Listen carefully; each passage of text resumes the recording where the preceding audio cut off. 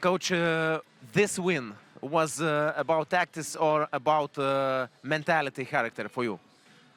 Of course, I told before the game about our energy.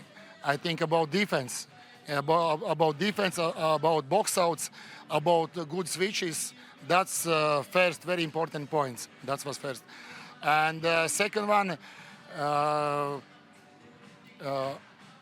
we need good switches against pick and pop players, against Solopova, against Nizhevska. I think was a good defense. That's it. What will be most important for tomorrow's games at the final? New game, new fights. Of course, we know Kibirskis is a high-level team, but we will watch a video. That's first step. A little bit recovery, good sleep, and then step by step be ready for next game. That's about plays, about our tactics, but that's secret. Thank you, good luck tomorrow.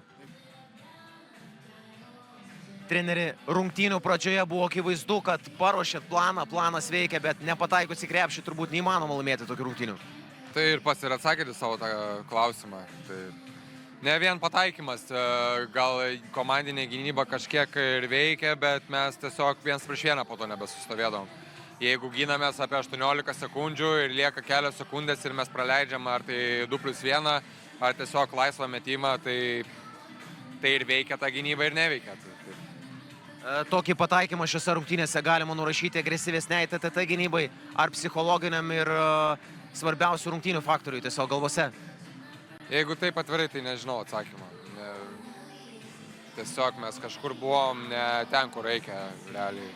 Turėjom visi kartu kažką daryti, bet buvom kaip ir po pavieniui kažkur. Nežinau, jeigu taip atvirai jaučiu blogiausias rungtynės, ko per visus metus, kokias esu buvęs Neptūne, tai šitas tikriausiai blogiausias. Trečias rungtynės šiame sezone prieš Rygos TTT ekipą.